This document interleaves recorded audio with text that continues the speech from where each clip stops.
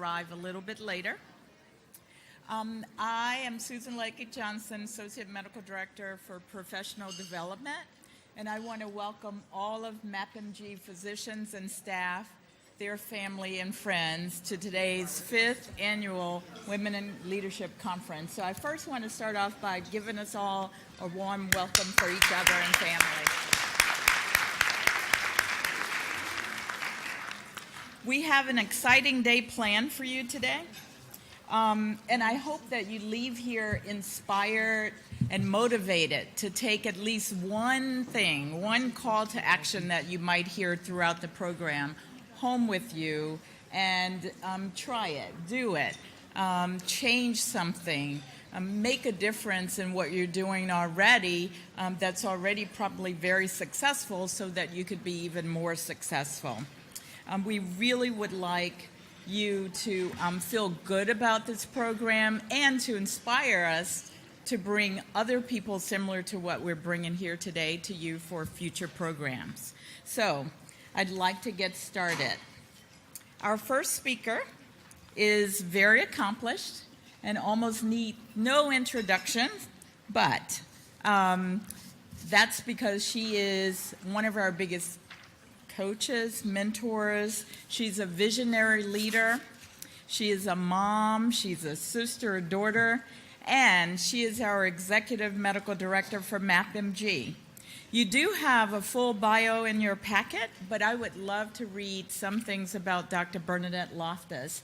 I really want you to understand that this is a woman who works extremely hard for this medical group all the time, every day. And in addition to that, she has accomplished so much, not for just us and Kaiser Permanente and the Permanente medical groups, but also for herself and her future career.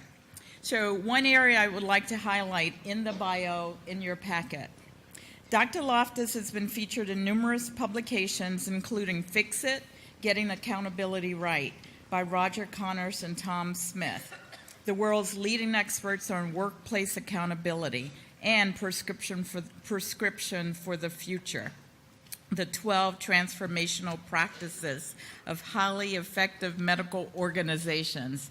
So I'll say that again. The world's leading experts on workplace accountability and Prescription for the Future, the 12 transformational practices of highly effective medical organizations by Ezekiel Manuel. Ezekiel is one of the physicians out there doing a lot of great work. We've had him here with us a number of times. He is the chair of the Department of Medical Ethics and Health Policy at the University of Pennsylvania. So I know together they're out there doing great work. So I'd like to welcome Dr. Bernadette Loftus. Really thrilled to be here today with all of you. As Susan mentioned, this is our 5th Women in Leadership program for Mid-Atlantic Permanente Medical Group. Started small, it's grown bigger every year. I'm pretty confident we can keep it going into perpetuity, but that's going to depend on all of you in this room because I'm getting really old and you're going to need to pick up some batons and carry on the tradition. We started this program. The idea for this came from taking a look at the demography of our medical group several years ago. When I first arrived here in the Mid-Atlantic, I went back and I checked the data. This medical group was already majority female, 53% at that time. Now, as you know, healthcare is a female profession. Nursing, doctoring, healthcare executives, this is a female profession. I think nurturing females are probably most suited for the healthcare profession. But at the same time that there were 53% of our women were, 53% of our group were women, only 31%, excuse me, got it wrong. Yes, 31% held leadership positions of any type at that time in 2009 in our medical group. And while I'm kind of agnostic. I want the best leadership.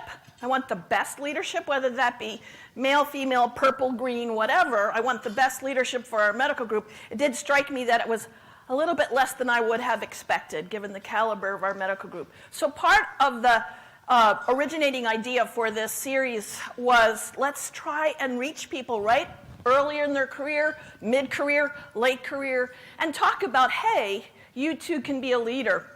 You can be a leader in your module, you can be a leader in your department, you can be a leader in your service area, you can be a leader throughout our medical group.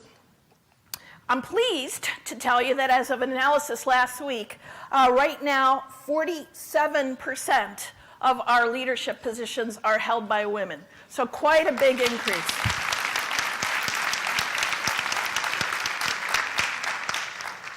And I hope that as we continue our journey here in the Mid-Atlantic as MAPMG, that we'll continue to develop female leaders and male leaders too. Men are pretty good. Some of my best sons are men, as I like to say.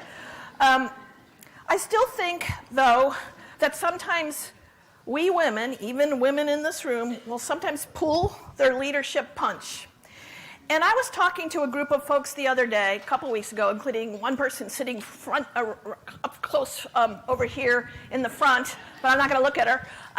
We were just chatting, but we were waiting for a meeting to start.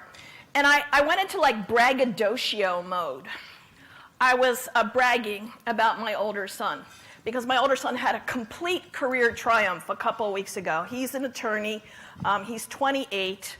He is a specialist in international law, and he was chosen from a worldwide pool of candidates to be one of 15 clerks at the International Court of Justice, clerking for one of the 15 judges. So you know how you do clerking in the Supreme Court here in the U.S. if you're interested in U.S. law? Well, you clerk at the International Court of Justice if you're interested in international law. And on top of that, he was chosen to clerk for the vice president of the court, who is a female justice, Justice Shui Hung King from the People's Republic of China.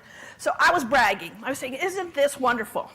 And then I made a joke, sort of a joke, and I said, I guess I didn't screw my kids up so bad by working this way. That's what I said. I guess I didn't screw my kids up so bad. And my friend over there said, maybe that's what you should talk about at Women's in Leadership. Okay, so let me talk about that for just a few minutes. I can't spend too much time talking about it because we have wonderful speakers to follow. But I'm going to let my hair down here, and I'm going to tell you what I really think about the conflict between work and motherhood. There ain't none, okay? There ain't none. But I think most of the conflict we feel is self-imposed.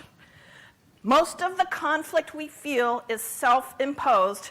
Sometimes the conflict we feel is unfortunately, and I have personal experience with this, is imposed by other women, other mothers, okay?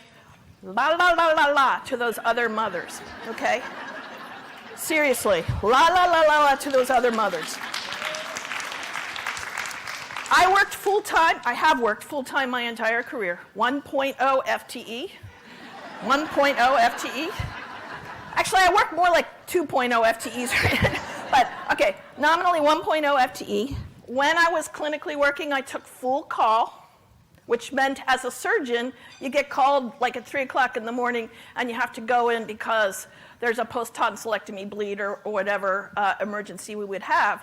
And so I mindfully prepared my kids and my family for that. I will tell you, I had no bones about it. I had a nanny. I had a live-in nanny. Now, nanny's kind of a highfalutin word. I had wonderful, salt-of-the-earth, middle-aged women who lived with me. Yes, I gave up privacy. Yes, I gave up some privacy. It was worth it. I had someone else clean for me. I did not cook. I hate to cook. So that was, I hate to cook, okay? Now, I was lucky. I had a very supportive husband. As many of you know, he passed away a few years ago. I had a very supportive husband. He liked to cook. That was fine with me. It was fine with him. By the way, another secret ingredient here to being able to have no conflict between motherhood and career is find yourself a very supportive husband, ladies. Find yourself a very supportive husband. That's key. Okay? But the other thing is, I want you to mother your children, but do not smother your children. There is a difference, okay? And I feel these days, and I'm getting really old, as I mentioned before. I'm probably one of the oldest people in this room. But I do feel there's like a new culture that's trying to teach you ladies that you have to be attached to the hip of your child 24 hours a day, 7 days a week. Don't do that. That is actually bad for them. They do have to learn to face adversity on their own. You're going to be gone someday. I'm going to be gone someday. I want my 2 sons to be able to stand up and handle stress, handle nasty people, handle poverty if the worst happens and we have a great depression in the United States. I want them to be able to handle those things.